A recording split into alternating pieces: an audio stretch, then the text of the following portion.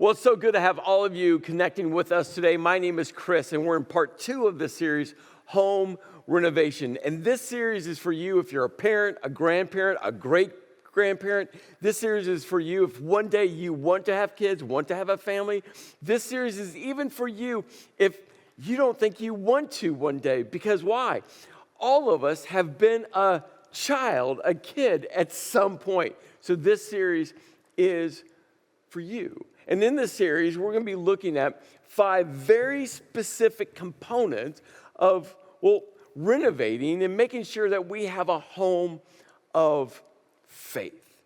In part 1, we looked at a home of blessing, and we specifically looked at this Levite prayer that God, through Moses, said, hey, pray this over all the people.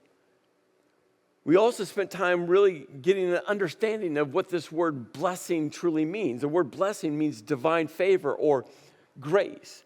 And in this Levite prayer, we got such an incredible glimpse in the heart of God.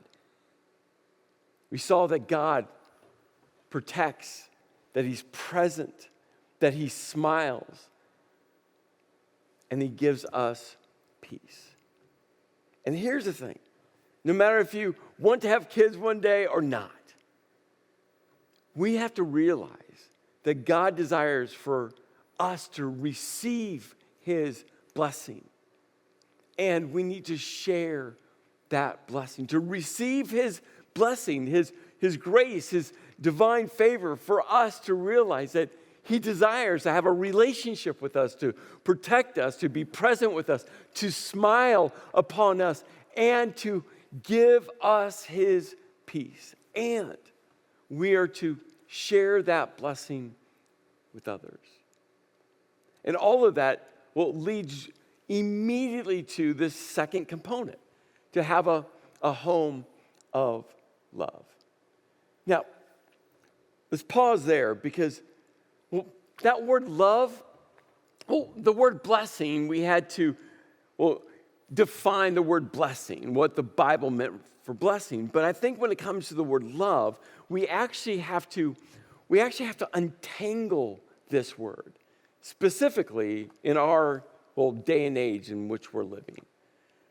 If you've ever watched a love story, a movie, whether on Hallmark or Lifetime, I haven't, but I know many of you have. If you've ever seen one of those other big box office movies, right, that there's a love storyline in there, right, you probably have heard someone say, well, we're going to fall in love.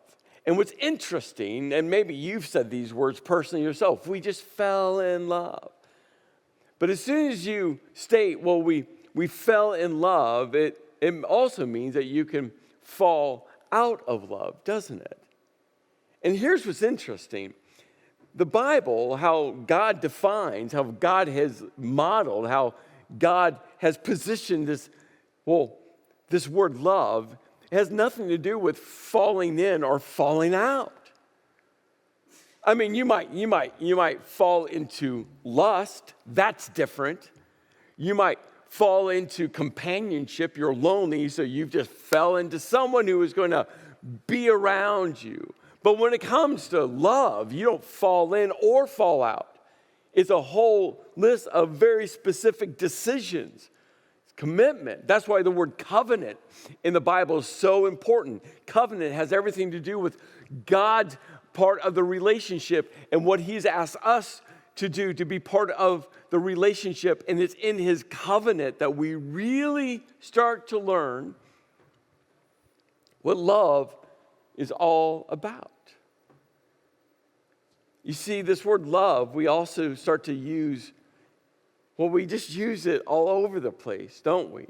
I say all the time, daily, to my wife, Kim, I love you. I love her. We've been married now 27 and a half years. We dated another 4.5 years before that. It's a long time. I love her, but I also would tell anyone I love espresso. No milk, no sugar, the crema on top, the really good, dark, kind of smacks you in the face espresso. I love espresso. I love to ride my road bike. And this is the epic time in Pennsylvania to get on a road bike and just go on all the back roads, the back mountains, climbing, descending. It's amazing. And for Kim and me, we love to jump on the motorcycle and just go on a ride together. I love my family. We have 2 amazing daughters. And, we've just done so much life together. We've gone on adventures together, family vacations together, special holiday, Christmas, Easter traditions together. I just love my family. And, oh, by the way, I love the Dallas Cowboys. It's frustrating. It's a brutal existence as a fan. But here's the thing. The season's going to come, and I'm going to have so much hope knowing that they're going to crush my hopes and dreams. They're going to have a horrible season, but hey, I'm still going to cheer for them. And I love the Michigan Wolverines. Go Blue. I love our family dog, Lola. She is at the center of our house. She controls our house. She runs our house, and she gets everything she wants. I also love pizza. I have almost perfected pizza dough. Every Friday, Kim and I, we have pizza at home. I make it all, and I tell you, I've been for years working on my pizza dough recipe, and it's so close, and it is so good. I love my big green egg, whether standing outside on Christmas Day with 20-degree temperatures, smoking a prime rib for Christmas dinner, or 16 hours smoking a brisket, and just waiting for the stall to get done. I love cooking on my big green egg. And, oh, by the way, I love woodworking. I love the creative side of it, where I can see what I want to create, and then, getting the wood to do that. And last, but absolutely not least, I love my mom. She is a spiritual giant in my life. I watched her and my dad change the whole trajectory of their childhoods to develop a home that is, Jesus-centric, Christ-centric. You see, as you think about all the things I love, it is a picture where we take this word love and we actually start to minimize it in ways. And to have a home of love, just maybe for you, and just maybe for me, there's some renovation that needs to do to this word love. To get back to, how God designed love to be. Today, we're going to be looking at one of the most essential declarations for the Jewish people. It was one of the most foundational prayers. They actually would pray this twice a day, in the morning and at night. And what it does is really starts to frame what a home, a house of love truly looks like. You can find it in the book of Deuteronomy, specifically in Deuteronomy chapter 6. And this is how this declaration, this prayer starts. Hear, O Israel. Now, the word hear is a Hebrew word, Shema. And in fact, for the Jewish people, this entire prayer, this entire declaration, they call it the Shema. Why? Because it starts with the word Shema.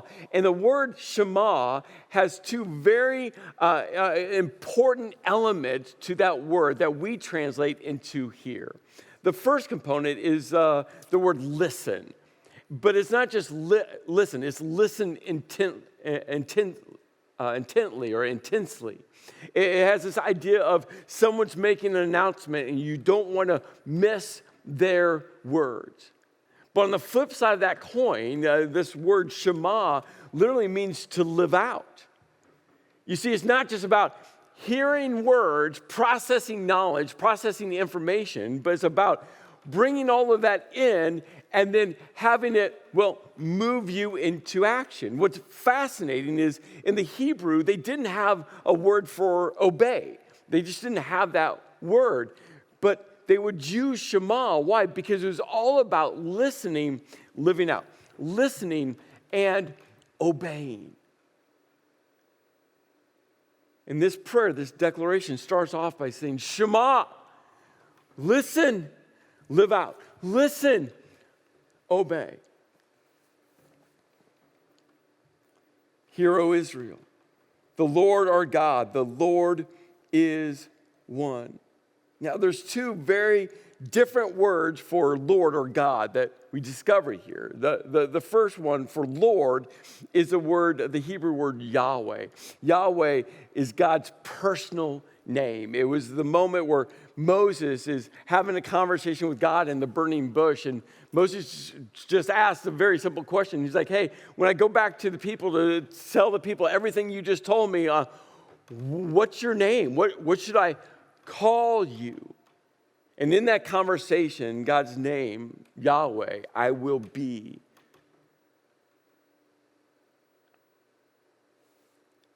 is given. This name is so personal. The Jewish people won't even say this name out loud. Yahweh, the Lord, Yahweh, our God. Now, the Hebrew word for God here is Elohim. This is the name for God that you discover in Genesis chapter 1 with the creation of the world. This is God, supernatural God, creator God, always have been God, always will be God. And so it starts to paint this picture of God personal, yes, but God everywhere. God present with you, yes, but God has always been and always will be. God who knows your name. Why? Because He's personal and He created you, God. That the Lord is one, we're told. Now, this was so important several thousand years ago because the Israelites were leaving captivity from Egypt. And in Egypt, they worshiped multiple gods.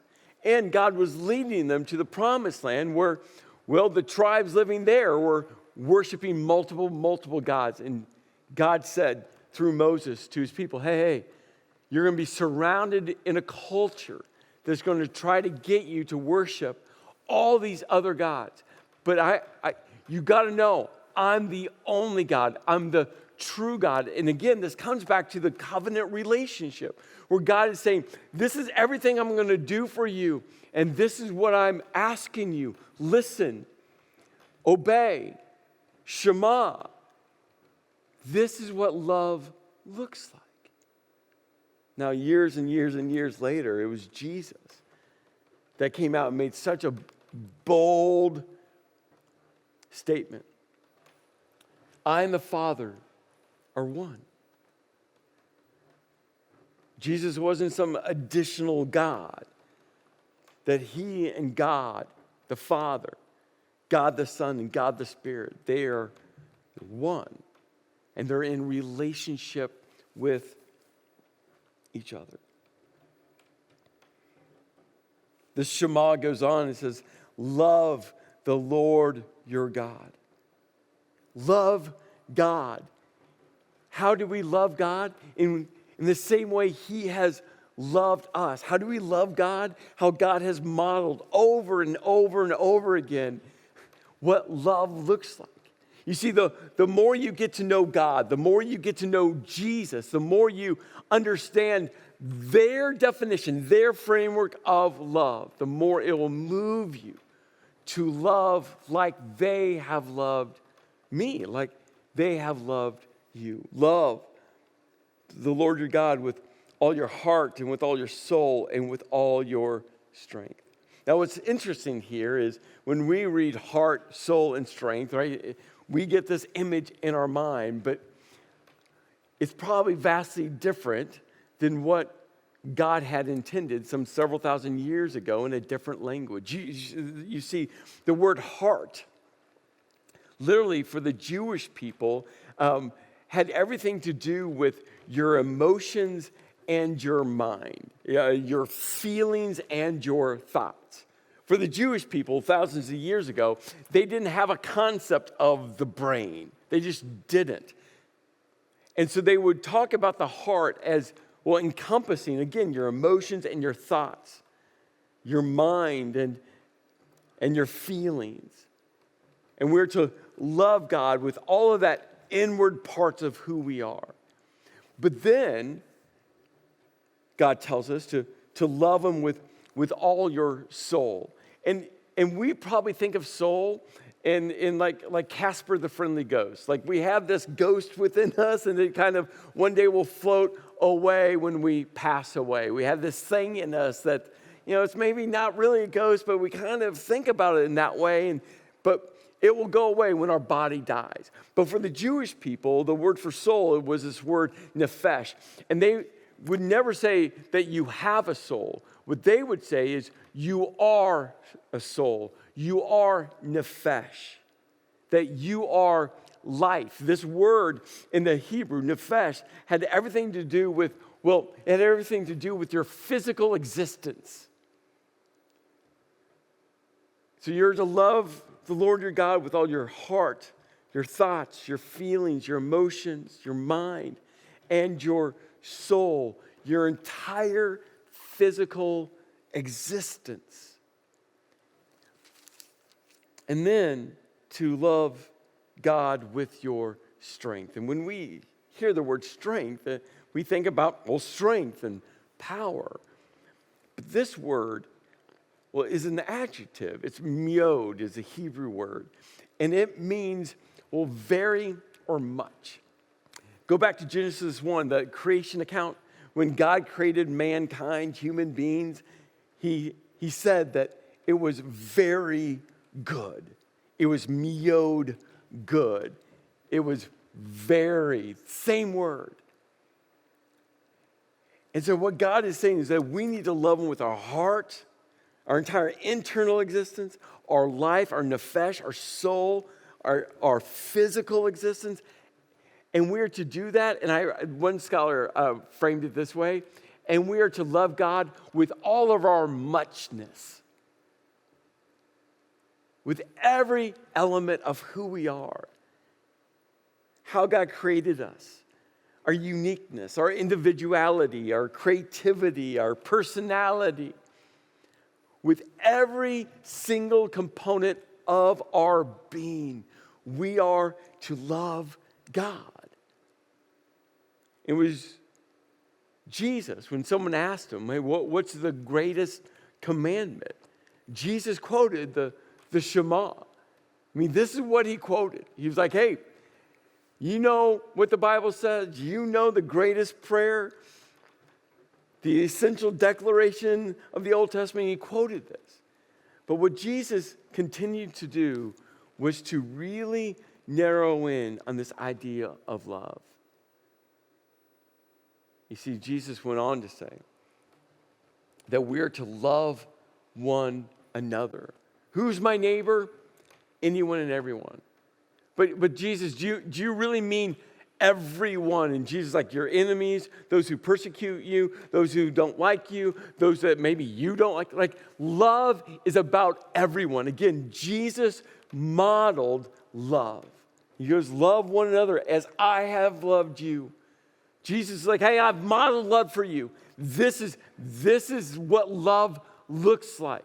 Now you go and love others too, in the same way.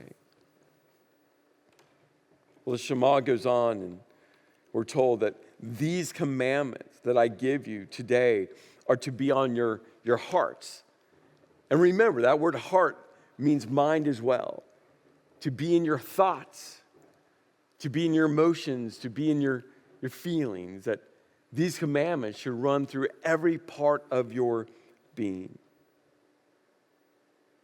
And impress them on your children. The Hebrew word for impress literally means a knife and a sharpening stone. It's the image of a dull blade, and you want to keep it sharp so its usefulness is at its peak performance. It's a knife that maybe it's got nicked a little bit, and you want to clean up that nick on that knife edge, and so you're running against the stone.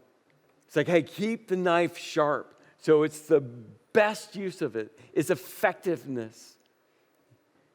And God goes, impress this on your children. Talk about them when you sit at home and when you walk along the road, when you lie down and when you get up. Tie them as symbols on your hands, bind them on your foreheads, write them on the door frames of your houses and on your gates. Hey, parents, hey, grandparents. I mean, think about how extensive this is.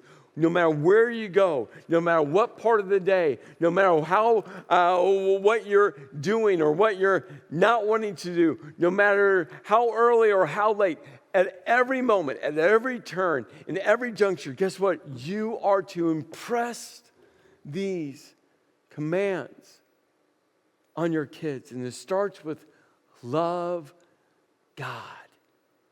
And Jesus said, and love each other. Now, let's pause there for a moment. Parents, I get the storm of calendar craziness that you're facing.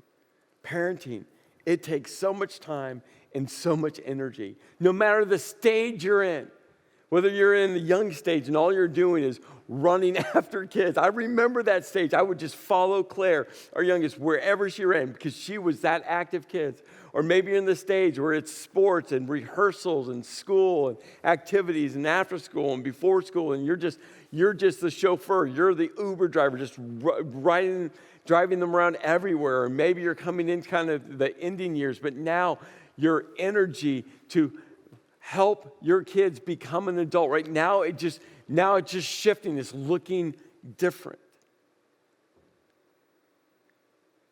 I just want you to pause for a moment.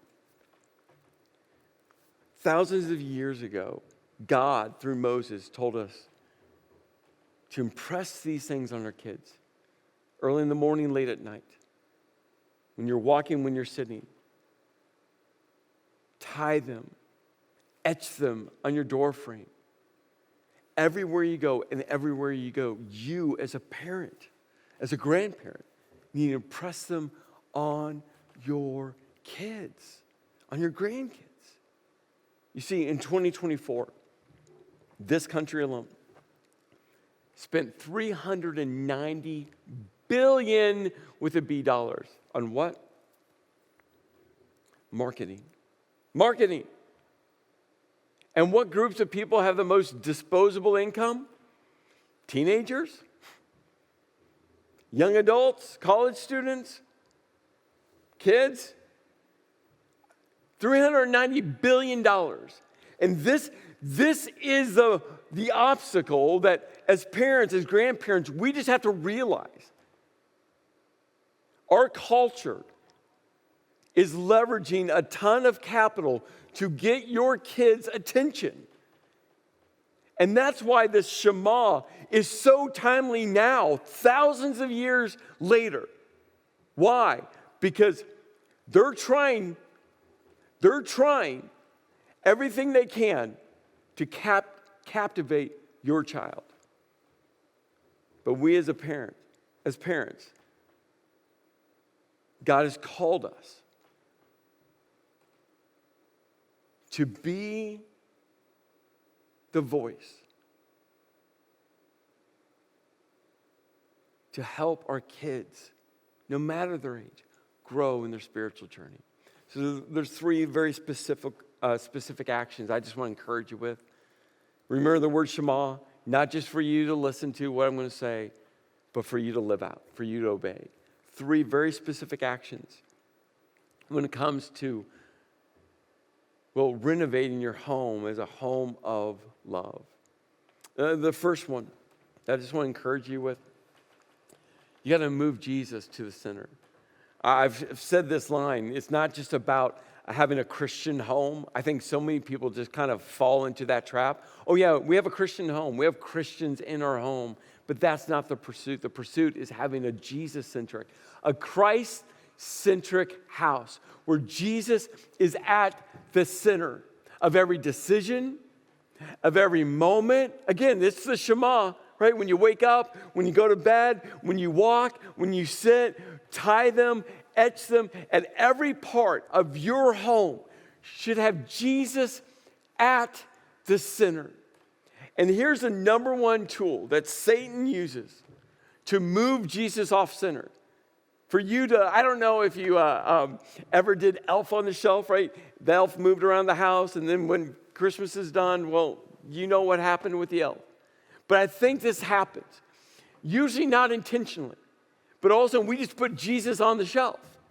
And when we need him, when we want him, when all of a sudden we're like, oh no, it's been a while, we move him off the shelf, and now we're like, oh Jesus, we need you, and then he just gets put back on. And my encouragement for you is to move Jesus to the center of your home. And the number one tool that Satan uses to get Jesus out of the center of your home is busyness. It just is. It just is. Maxed out schedules, early morning, late nights, practices, saying yes one or two or more too many times.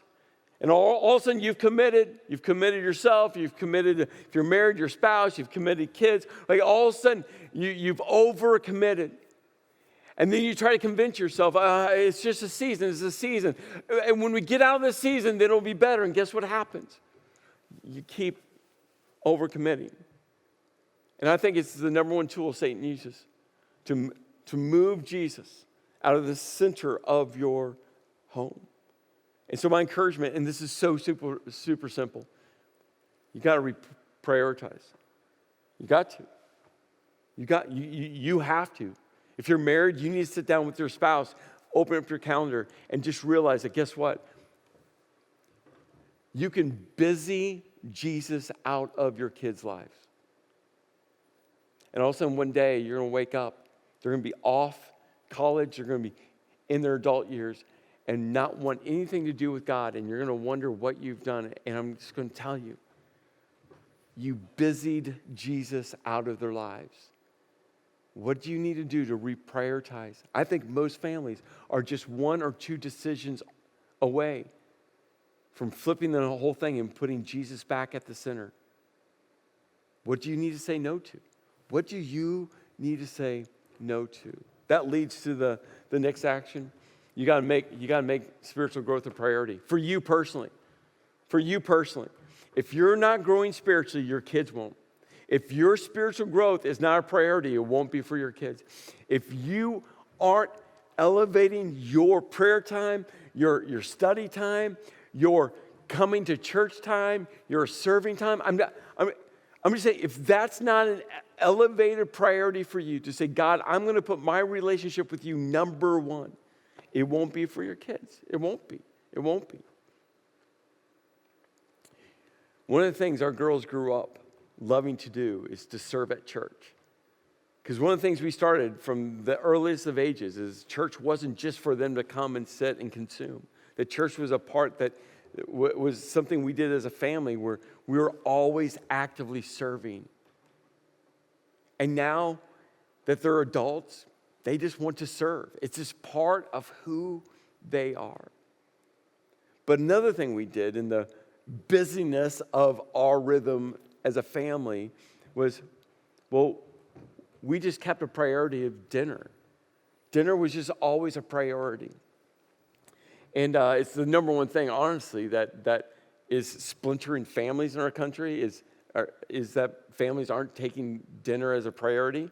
They're not eating dinner together. Not only did we eat dinner together, phones weren't allowed at the dinner table. Like you couldn't bring one there. And then we did something so intentional.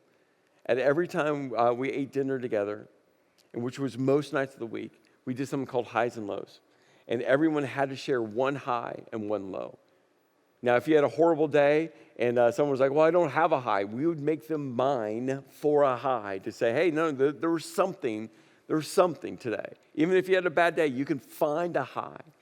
But this is what it allowed us to do, to speak spiritual truth into our kids' lives, just in the events of their day. It allowed Kim and I to spiritually impress into them, because usually it was some relationship, some kid, some friend, some not friend, a teacher, or a coach. There was something there. It was all relational and allowed us to spiritually press into them. Hey, parents, you are the number one discipler of your kids' lives. You are.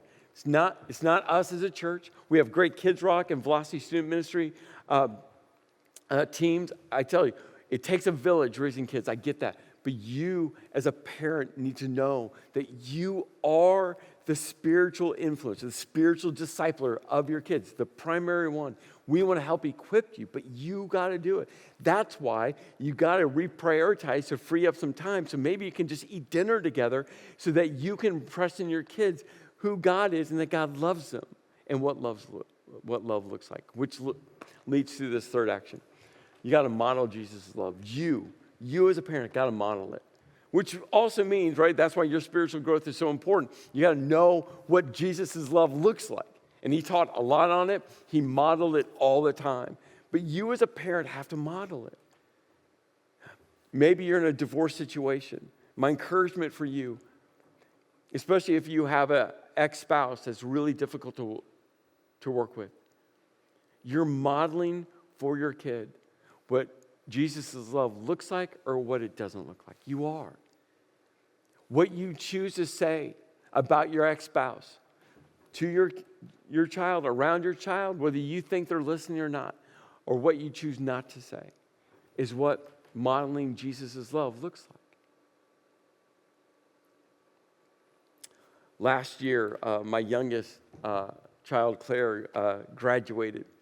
And as she came into her senior year, she was going to soccer practice. They were doing 2-a-days. The official season hadn't started, but it was her senior year to play soccer, and she had played soccer since she was 4 or 5.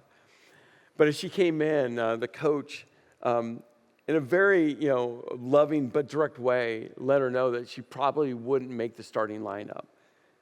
And I tell you, that was hard for her. It was hard for me as a dad. It was hard for Kim, my wife, as a mom. It was her senior year, and to think that we'd be sitting watching her sit on the bench for a lot of the time was difficult. But again, we had an opportunity to impress into her, to say, hey, what does love look like in this? I remember as she made her way through 2-days, we were talking more and more about, hey, Claire, you can still be a leader. Leaders don't need position. In fact, Jesus led by modeling servanthood. I go, so Claire, just serve the team. And again, there's days she wanted to, there's days she didn't. There's days she was really frustrated about not getting some playing time, and there's days where she was okay with it. But she was working through this process, and we kept on coming back to what does leadership look like? What does serving look like? What does love look like?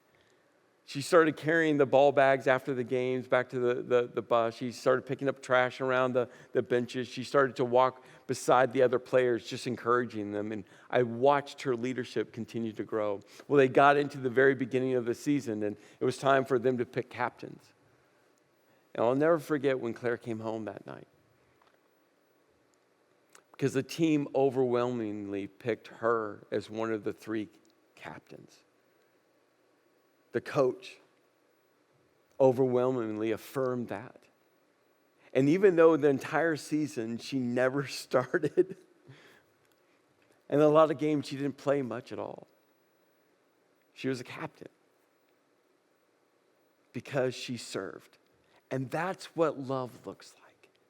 Hey, parents, you're modeling, you're impressing their spiritual growth.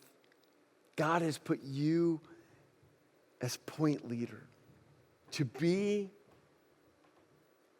the parent, to spiritually mold your kids.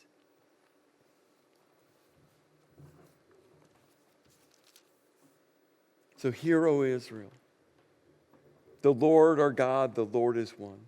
Love the Lord your God with all your heart and with all your soul and with all your strength. These commandments that I give you today are to be on your hearts. Impress them on your children. Talk about them when you sit at home and when you walk along the road, when you lie down and when you get up. Tie them as symbols on your hands and bind them on your foreheads. Write them on the doorsteps of your houses and on your gates. Hear, O Israel, the Lord your God, the Lord is one. Let's pray. Lord, I just ask that we'll take these words to heart. That we as parents, no matter what stage of parenting we're in, or grandparents, that we will impress upon our kids your love, and your call for us to love each other. In your name I pray, amen.